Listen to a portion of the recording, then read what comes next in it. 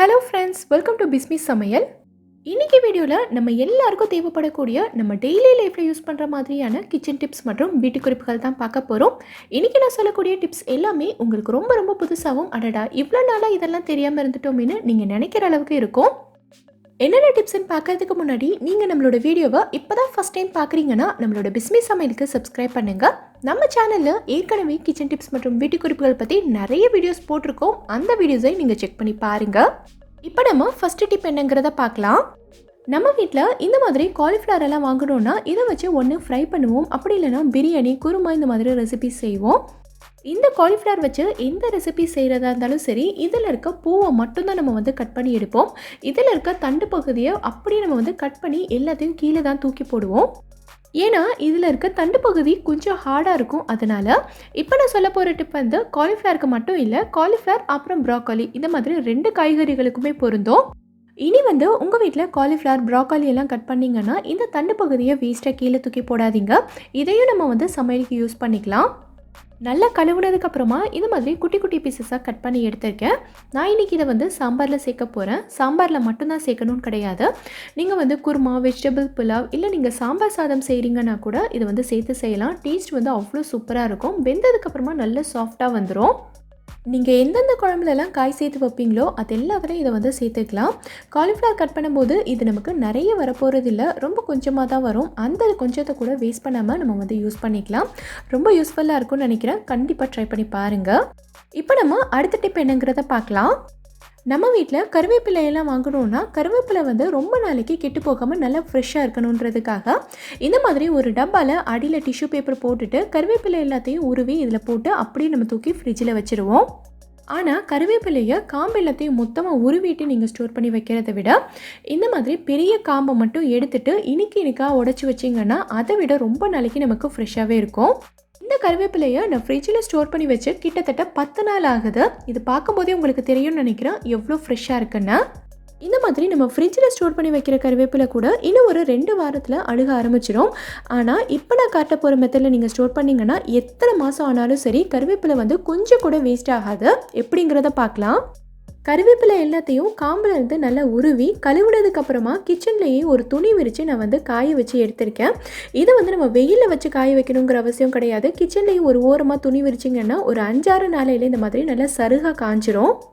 இதில் கொஞ்சம் கூட ஈரப்பதம் இருக்கவே கூடாது, நல்லா ஃபுல்லாக காஞ்சிருக்கணும். இப்போ இதை இந்த மாதிரி ஒரு கிளாஸ் பாட்டில்லையோ இல்லை ஒரு பிளாஸ்டிக் டப்பாலையோ போட்டு நீங்கள் ஸ்டோர் பண்ணி வச்சுக்கலாம். இந்த கருவேப்பிலை காஞ்சி தான் போயிருக்கே தவிர இதோட ஃப்ளேவர் கண்டிப்பாக மாறவே மாறாது. நீங்கள் சட்னிக்கோ இல்லை குழம்புக்கோ இதை யூஸ் பண்ணிங்கன்னா ஃப்ரெஷ்ஷான கருவேப்பிலை யூஸ் பண்ணும்போது எந்த அளவுக்கு வாசனை வருமோ அதே அளவுக்கு வாசனை கண்டிப்பாக இதுலேயும் வரும். இதை நீங்கள் ஃப்ரிட்ஜில் ஸ்டோர் பண்ணி வைக்கணுங்கிற அவசியம் இல்லை. நீங்கள் எப்பவும் போல் வெளியிலேயே உங்கள் கிச்சன் கவுண்டர் டாப்லேயே வச்சுக்கலாம். எத்தனை மாதம் ஆனாலும் சரி இதிலேருந்து ஒரு கருவேப்பிலை கூட உங்களுக்கு வேஸ்டே ஆகாது. ரொம்ப யூஸ்ஃபுல்லாக இருக்கும். கண்டிப்பாக ட்ரை பண்ணி பாருங்கள். இப்போ நம்ம அடுத்த டிப் என்னங்கிறத பார்க்கலாம். நம்ம வீட்டில் இந்த மாதிரி துருவின சீஸ் எல்லாம் வாங்கணுன்னா இது குட்டீஸ்க்கு பிஸா பண்ணி கொடுக்கறதுக்கு இல்லை சாண்ட்விச் செய்கிறதுக்கு இல்லை சப்பாத்தியில் ஸ்டஃப் பண்ணி கொடுக்கறதுக்கெல்லாம் ரொம்ப ரொம்ப நல்லாயிருக்கும். குட்டீஸ் எல்லாருக்கும் ரொம்ப ரொம்ப ஃபேவரட்னு சொல்லலாம்.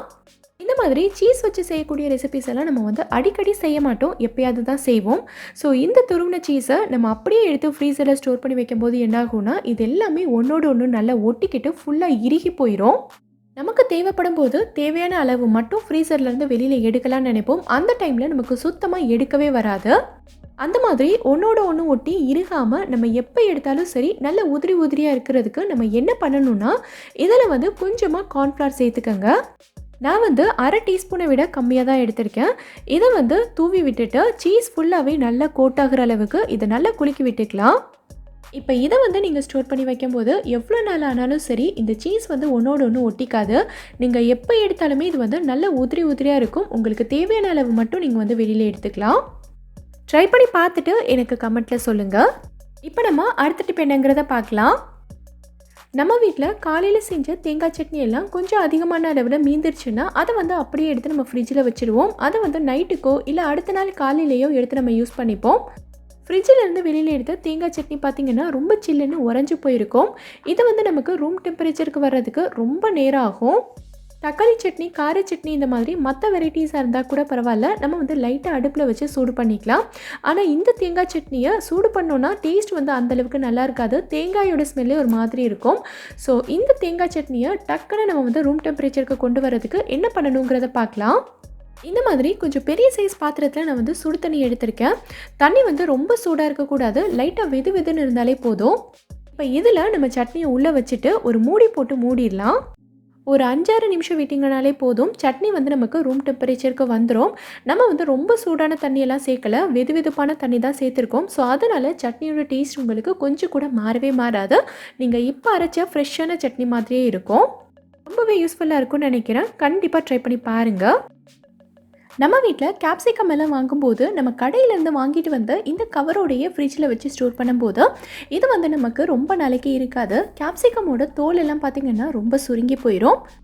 அது மட்டும் இல்லாமல் குடமிளகாயெல்லாம் நம்ம வந்து அடிக்கடி சமையலுக்கு யூஸ் பண்ண மாட்டோம். எப்பயாவது தான் நமக்கு வந்து தேவைப்படும். ஒரு 2 நாள்லேயே இது வந்து நல்லா வாட ஆரம்பிச்சிடும். இந்த வாடி போன கேப்சிகம் வச்சு நம்ம எந்த ரெசிபிஸ் பண்ணாலுமே டேஸ்ட் வந்து நமக்கு அந்தளவுக்கு நல்லா இருக்காது. ஸோ நம்ம வாங்கின குடமிளகா 1 மாதம் ஆனாலும் சரி, இதோட ஃப்ரெஷ்னஸ் கொஞ்சம் கூட மாறாமல் எப்படி ஸ்டோர் பண்ணி வைக்கிறதுன்னு பார்க்கலாம். இதுக்கு நான் வந்து ஒரு கிளிங் ராப் தான் எடுத்திருக்கேன். இது வந்து ஒரு டிரான்ஸ்பரண்டான ரொம்ப மெல்லிசான ஷீட் தான். இதை வச்சு நம்ம சுற்றி வைக்கும்போது கொஞ்சம் கூட காற்று போகாத அளவுக்கு நல்லா ஒட்டிக்கும். எந்த காயாக இருந்தாலும் சரி, இந்த மாதிரி நம்ம சுற்றி வைக்கும்போது ரொம்ப நாளைக்கு நம்ம கடையிலேருந்து வாங்கும்போது எந்த அளவுக்கு ஃப்ரெஷ்ஷாக இருந்ததோ அதே ஃப்ரெஷ்னஸோடு இருக்கும். கண்டிப்பாக ட்ரை பண்ணி பாருங்கள். நம்ம எல்லார் வீட்லேயுமே குட்டீஸ் பார்த்திங்கன்னா செவரை தான் போர்டாக யூஸ் பண்ணி நல்லா கிறுக்கி வச்சுருப்பாங்க. பென்சில், பென், ஸ்கெட்ச், கிரேயான்ஸ் அந்த மாதிரி எதில் எழுதியிருந்தாலும் சரி, இப்போ நான் சொல்ல போகிற மெத்தடில் நீங்கள் க்ளீன் பண்ணிங்கன்னா ரொம்ப ஈஸியாக எந்த சிரமமும் இல்லாமல் நீட்டாக க்ளீன் ஆகிடும். இந்த மாதிரி செவத்தில் கிறுக்கிக்கிறதெல்லாம் க்ளீன் பண்ணுறதுக்கு நம்ம வீடியோலேயே நான் வந்து நிறைய டிப்ஸ் சொல்லியிருக்கேன். இப்போ நான் சொல்ல போகிற மெத்தடும் உங்களுக்கு ரொம்ப ஈஸியானது தான். இந்த மெத்தட்லேயே நீங்கள் வந்து க்ளீன் பண்ணிக்கலாம். இதுக்கு நம்ம யூஸ் பண்ண போகிறது பார்த்திங்கன்னா சானிடைசர் தான். இப்போ எல்லார் வீட்லேயுமே இது வந்து கண்டிப்பாக இருக்கும். இதிலேருந்து கொஞ்சமாக எடுத்து கிறுக்கி இருக்க இடத்துல நம்ம வந்து லைட்டாக அப்ளை பண்ணி விட்டுக்கலாம். இது வந்து ஒரு 5லேருந்து 10 நிமிஷத்துக்கு அப்படியே ஊறட்டும். நான் இன்றைக்கி வந்து 5 நிமிஷத்துக்கு தான் ஊற விட்டுருக்கேன். அடுத்து இந்த மாதிரி ஒரு சாஃப்டான பிரிசல்ஸ் இருக்கிற ப்ரஷ் எடுத்துக்கோங்க. ப்ரஷ் வந்து சாஃப்டான பிரிசல்ஸ் தான் இருக்கணும். ஹார்டாக இருந்துச்சுன்னா உங்களோட செவர் வந்து டேமேஜ் ஆயிரும். இந்த ப்ரெஷ்ஷை வச்சு லைட்டாக தேய்ச்சி விட்டிங்கனாலே போதும், எல்லாமே ஈஸியாக க்ளீன் ஆயிரும். அடுத்து ஒரு ஈர துணி வச்சு ஃபுல்லாக தொடச்சி எடுத்துருங்க. இந்த டிப் உங்களுக்கு ரொம்பவே யூஸ்ஃபுல்லாக இருக்கும்னு நினைக்கிறேன். இப்போ நம்ம அடுத்த டிப் என்னங்கிறத பார்க்கலாம். இந்த டிப் வந்து நம்ம வீடியோவோட கமெண்ட்டில் ஒரு சிஸ்டர் கேட்டிருந்தாங்க. லெமன் கட் பண்ணி பாதி லெமன் யூஸ் பண்ணிவிட்டு மீதி இருக்கிற பாதி லெமனை ஃப்ரெஷ்ஷாகவே ஒரு 2-3 நாளைக்கு அதை ஸ்டோர் பண்ணி வைக்கணும், எப்படின்னு சொல்லுங்கன்னு. பொதுவாகவே நம்ம வந்து லெமனை கட் பண்ணிட்டோன்னா அது வந்து டக்குன்னு காஞ்சி போயிடும். நம்ம வந்து ஃப்ரிட்ஜில் அப்படியே வச்சு ஸ்டோர் பண்ணாலும் சரி, மேலே இருக்கிற பகுதி எல்லாமே ஒரு மாதிரி காஞ்சி போயிடும். ஸோ அந்த மாதிரி ஆகாமல் இருக்கிறதுக்கு இந்த மாதிரி ஒரு வாட்டர் பாட்டிலோட மூடி எடுத்துக்கோங்க. ஏதாவது வாட்டர் பாட்டில் இல்லைன்னா ஜூஸ் பாட்டிலோட மூடியாக இருந்தாலும் ஓகே தான். இது வந்து லெமனோட சைஸ்க்கு இருக்கணும். இதில் லெமனை இந்த மாதிரி வச்சுட்டு கீழே விழாமல் இருக்கிறதுக்காக இந்த மாதிரி ஒரு ரப்பர் பேண்ட் போட்டுக்கலாம். இதை வந்து நம்ம அப்படியே ஃப்ரிட்ஜில் வச்சுக்கலாம். லெமனோட கட் பண்ண பகுதி வந்து நல்லா டைட்டாக க்ளோஸாக இருக்கிறதுனால லெமன் காஞ்சி போகாது. ஒரு 2-3 நாளைக்காவது நல்லா ஃப்ரெஷ்ஷாகவே தான் இருக்கும். நீங்களும் ட்ரை பண்ணி பாருங்கள். அடுத்து நம்ம பார்க்க போகிறது வந்து ரொம்ப ஒரு யூஸ்ஃபுல்லான டிப்புன்னு தான் நான் சொல்லுவேன். நம்ம வீட்டில் சின்ன குழந்தைங்களுக்கெல்லாம் இந்த மாதிரி கயிறு வச்ச பேண்ட் வந்து நம்ம போட்டு விட்டோம்னா இந்த கயிறை நாம் தான் கட்டி விடணும். இப்போ நம்ம குழந்தைங்க வந்து எல்கேஜி, யூகேஜி, ஃபஸ்ட் ஸ்டாண்டர்ட் எல்லாம் படிக்கிறாங்க, ஸ்கூலுக்கு போகிறாங்க, அப்படி இல்லைனா வெளியில் போகிறாங்கன்னா நம்ம வந்து பேண்ட்டை இந்த மாதிரி தான் நார்மலாக கட்டுவோம். இதை வந்து அவங்களால ஈஸியாக கலட்ட முடியும், பட் மறுபடியும் அவங்களுக்கு கட்ட தெரியாது. ஸோ இந்த மாதிரி பிரச்சனைக்கெல்லாம் ஒரு சூப்பரான சொல்யூஷன் இருக்குது. குழந்தைங்க வந்து தானாகவே இந்த பேண்ட் கயிறை வந்து அவங்களால கட்டிக்க முடியும். ஒரு ஈஸியான மெத்தட் இருக்குது, எப்படிங்கிறத பார்க்கலாம். பேண்ட்டோட கயிறு எடுத்து இந்த மாதிரி நம்ம முடிச்சு போடுவோம்ல, அதே மாதிரி போட்டுக்கோங்க. பட் முடிச்சு விழக்கூடாது. இந்த மாதிரி நல்லா லூஸாக இருக்கிற மாதிரி வச்சுக்கோங்க. நான் செய்கிறத பார்த்தாலே உங்களுக்கு தெரியும். 2 கயிறுலையுமே இதே மாதிரி பண்ணிக்கோங்க. உங்களுக்கு எந்த அளவுக்கு டைட்டாக வைக்கணுமோ அந்த இடத்துல இதை வச்சுக்கோங்க. இப்போ நான் பண்ணியிருக்கிறத பார்த்தாலே உங்களுக்கு தெரியும். இப்போ இந்த கயிறு எடுத்து இதுக்குள்ளே விட்டுக்கோங்க. அடுத்த கயிறை எடுத்து இந்த சைடில் விட்டுக்கோங்க. ஆப்போசிட்டில் விட்டுக்கணும். இப்போது இந்த 2 கயிறையும் ஒரே நேரத்தில் பிடிச்சிலுங்க.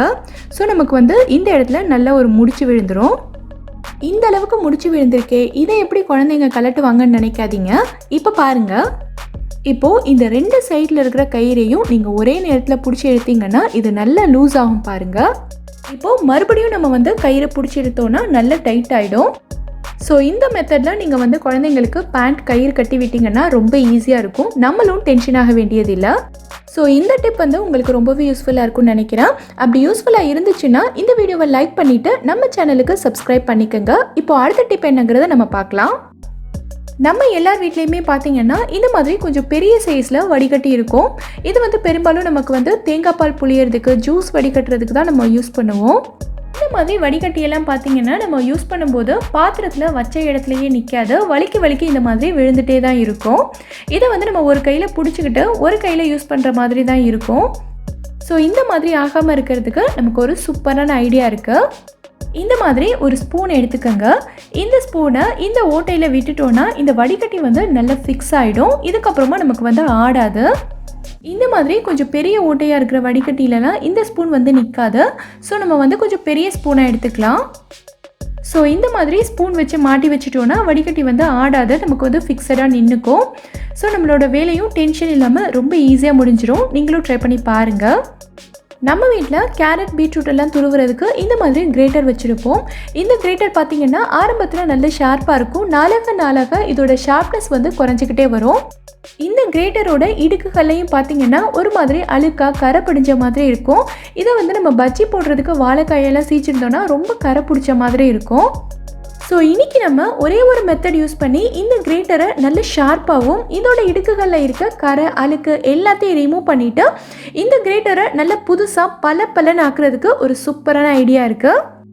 இதுக்கு நான் இன்றைக்கி வந்து கெச்சப் எடுத்திருக்கேன், அதாவது தக்காளி சாஸ் தான் எடுத்திருக்கேன். இதை வந்து நம்ம இந்த கிரேட்டரில் கொஞ்சமாக அப்ளை பண்ணிக்கலாம். இப்போ இந்த மாதிரி ஒரு அலுமினியம் ஃபாயில் எடுத்துக்கோங்க. இந்த ஃபாயிலை நல்லா மடிச்சிட்டு இந்த கிரேட்டரில் வச்சு இந்த மாதிரி நல்லா தேய்ச்சி விட்டுருங்க. எல்லா இடத்துலையுமே நல்லா தேய்ச்சிக்கோங்க. முக்கியமாக உங்களுக்கு வந்து எங்கெல்லாம் கரை பிடிச்சிருக்கோ அந்த இடத்துல நல்லா தேய்ச்சி விட்டுக்கோங்க. இந்த மாதிரி நம்ம அலுமினியம் ஃபாயில் வச்சு தேய்க்கிறதுனால கிரேட்டர் வந்து நல்ல ஷார்ப் ஆயிரும். அதே மாதிரி நம்ம வந்து டொமேட்டோ சாஸும் போட்டு தேய்க்கிறதுனால இதில் படிஞ்சிருக்க அழுக்கு, கரை எல்லாமே ரொம்ப சீக்கிரமாக போயிடும். இந்த மாதிரி நல்லா ஃபுல்லாக தேய்ச்சி விட்டாச்சு. இதை வந்து நான் கழுவிட்டு நல்லா தொடச்சிட்டு உங்களுக்கு காட்டுறேன் பாருங்கள். உங்களுக்கு பார்க்கும்போதே தெரியும் இதில் இருந்த கரை எல்லாமே போயிடுச்சு. கிரேட்டரும் இப்போ வந்து நல்ல ஷார்ப்பாக இருக்குது. இந்த டிப்பை நீங்களும் ட்ரை பண்ணி பாருங்கள். பெரும்பாலும் மழை காலங்களில் பார்த்திங்கன்னா சுகர் வந்து கட்டி ஆகிடும். சுகர் வந்து தண்ணி விட்ட மாதிரி இருக்கும்.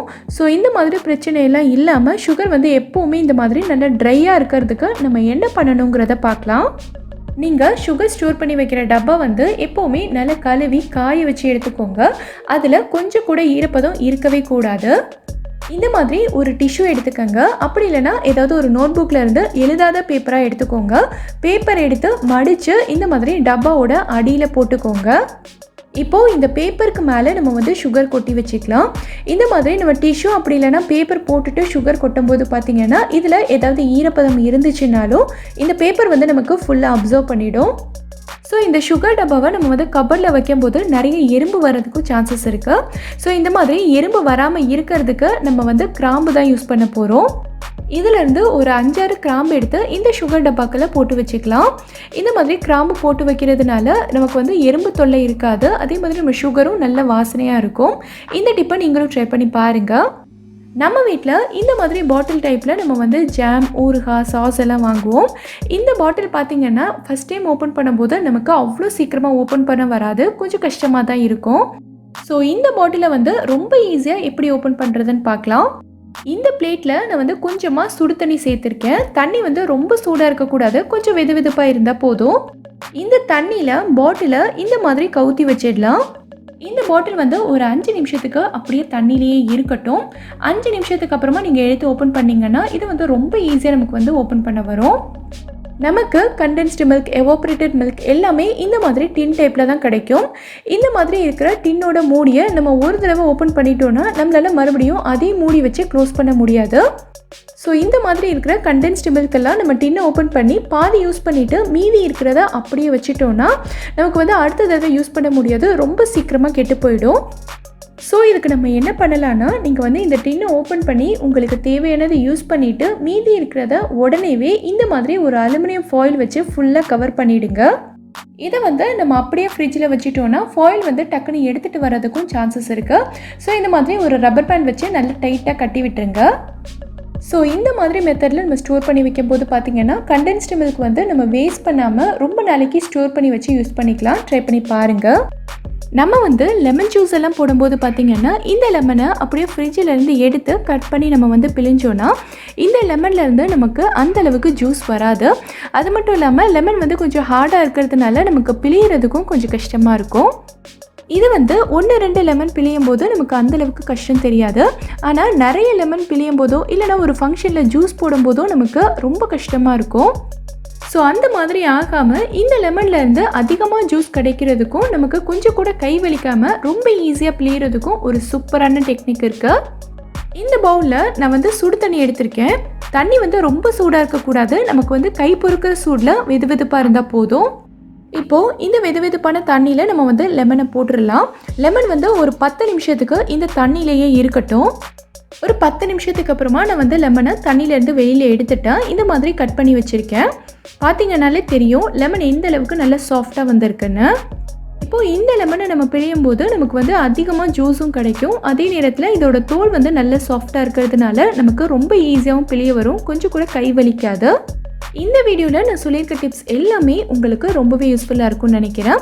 எந்த டிப் உங்களுக்கு ரொம்ப யூஸ்ஃபுல்லாக இருந்ததுங்கிறத கீழே இருக்க கமெண்ட்டில் எனக்கு சொல்லுங்கள். இந்த வீடியோ பிடிச்சிருந்தா லைக் பண்ணுங்கள். உங்கள் ஃப்ரெண்ட்ஸ் உங்கள் ஃபேமிலி மெம்பர்ஸ் கூட இந்த வீடியோவை ஷேர் பண்ணுங்கள். மறக்காமல் நம்ம பிஸ்மி சமையலுக்கு சப்ஸ்கிரைப் பண்ணிவிட்டு பக்கத்தில் இருக்கக்கூடிய பெல் ஐக்கானையும் கிளிக் பண்ணி அதில் ஆல்ங்கிற ஆப்ஷனையும் செலக்ட் பண்ணுங்கள். தேங்க்யூ.